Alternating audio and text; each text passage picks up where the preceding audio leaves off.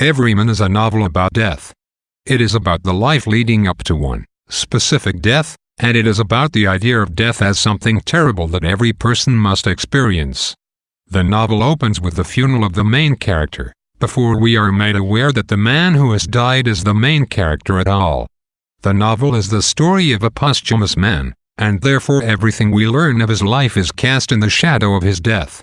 One of the first things we learn about the cemetery in which the Everyman is being buried is from Nancy, when she explains in her eulogy that the Everyman's grandfather helped found the cemetery and is buried there, and that the Everyman's parents are also buried in the same place.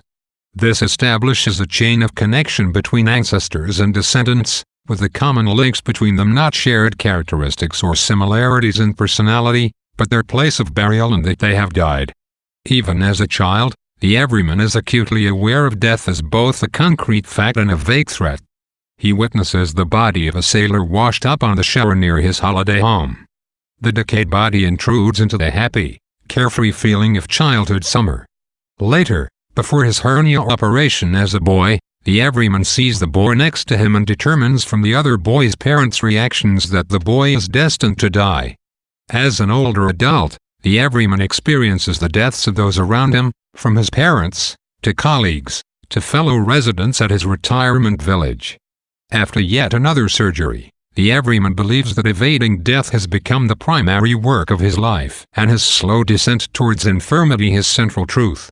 In a dramatic irony, we as readers already know that he has not been successful in his attempts to evade death, though we also know that the Everyman is also aware when he comes to realize that old age isn't a battle. Old age is a massacre. In other words, there's no way to win against the inevitable victory of death.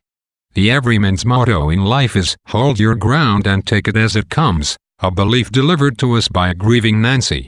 We find the source of this stoic idea in the Everyman's father, who, encouraging the Everyman as a child before his hernia operation, tells him that this operation is another kind of job that the boy must do. Throughout his many surgeries, the Everyman faces his fear and his intense discomfort by telling himself to endure.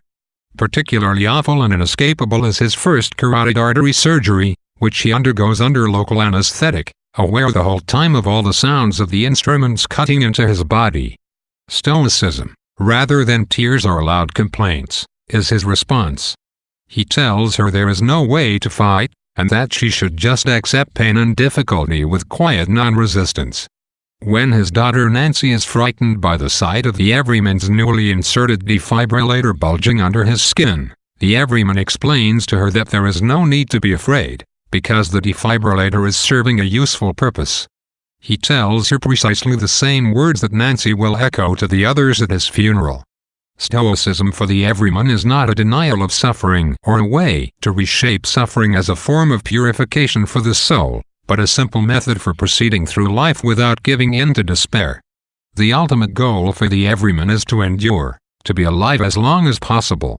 In response to the suicide of his friend Millicent Kramer, the Everyman ponders, without moral judgment, the use of suicide as a relief from suffering, but ultimately rejects it, because life, and living, despite the suffering it involves, is better than the oblivion he anticipates awaiting him after death. There are two types of lust in Everyman, sexual lust and a more metaphoric lust for life. Maureen, the private nurse who looks after the Everyman after one of his surgeries, is the point at which both of these notions overlap. She and the Everyman have an affair. This is, we learn, not the first time Maureen has slept with her patients. Far from presented as a breach of medical ethics, these relationships are a form of transaction, of bringing vitality to the ill via bodily contact. Maureen's patients make full recoveries because of her gift of hopefulness. In middle age, the Everyman is overcome with lust for the women around him, and his lust becomes a destabilizing factor and thematically linked, in the narrative, to physical decline, suffering, and death. He throws himself into affairs with first his secretary and then Mirette, who will become his third wife. With Mirette, the Everyman's mistress and later third wife, his obsession with her whole becomes a substitute for the stability of his wife and family.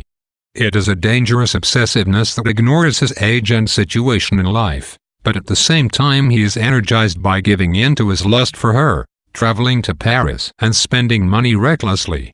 Their blissful holiday is disrupted by the illness and then death of the Everyman's mother and the anguish of his second wife Phoebe, who has discovered the affair. The Everyman's last attempt to make a sexual conquest is with the beautiful boardwalk jogger he lusts over as a visually stimulating sex object. This also energizes him and similarly ends as did his relationship with Mirette, in futility. After this failure the narrative turns to a string of illnesses, from Phoebe's stroke, to the death and illnesses of colleagues, which in turn led to a kind of malaise and morbidity in the Everyman himself.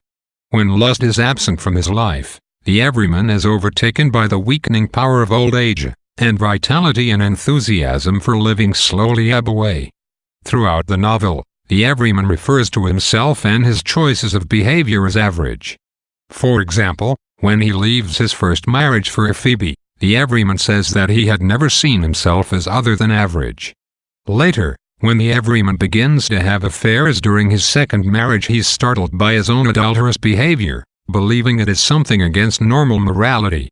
The Everyman considers suffering from pain and illness, feelings of helplessness, and experiencing relationship failures as average and typical. The idea that a person's life or experiences are in some way typical is not confined to the Everyman. Millicent Kramer tells him that there is nothing special about her story, and that he must have a story of his own. In fact, we are reading his story. The fact that Roth chooses to focus Everyman squarely on one man's average life elevates the average into something worthy of consideration. Early in the novel, Howie, the Everyman's brother, recounts their childhood together, establishing the Everyman's character but also anchoring the novel in the past.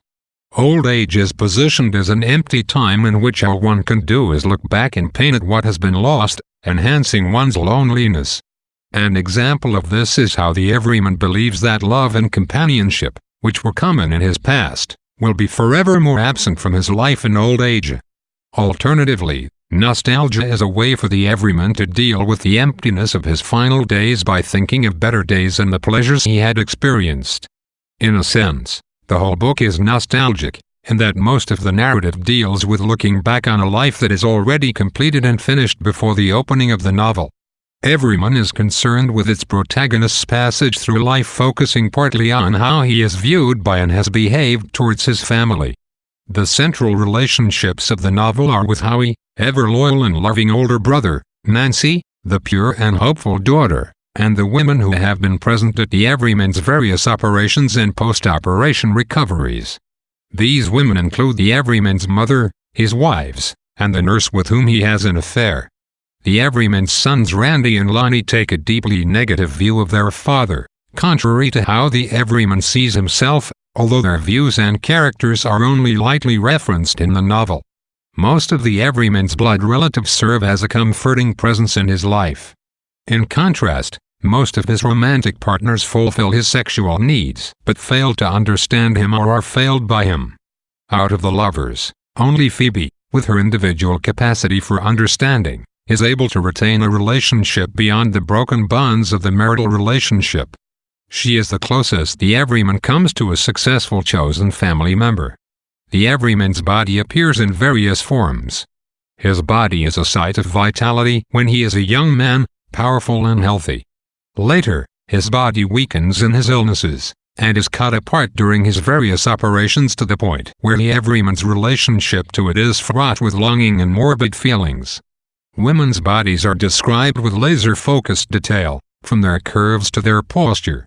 Bodies can be a focus of anxiety when they cause the Everyman to compare himself to them, such as the boy in the hospital bed in the Everyman's childhood operation. Whether the boy does or does not die in the hospital is left ambiguous. In the morning his body is gone from the bed next to the Everyman's, and the Everyman cannot find out what exactly happened. The absence of a body leaves the Everyman feeling like the workings of the hospital and death itself are mysterious processes. This is contrasted with the dead, rotting body of the sailor on the shore, which forces the Everyman to directly confront the physical reality of death. The ocean appears throughout the novel as both a source of exhilaration and a symbol of oblivion. As a child, The everyman enjoys swimming in the ocean at the Jersey Shore, reveling in his own carefree ability to swim against the forces of the waves. Early in the everyman's relationship with Phoebe, they swim together in the ocean during the day, followed by sexual encounters on the beach and gathering mussels for a dinner carried home in a pail of seawater. During the daytime, the sea is a symbol of sexuality, bounty and fulfillment. In the night, however, the sea transforms itself, becoming vast, unknowable and wild.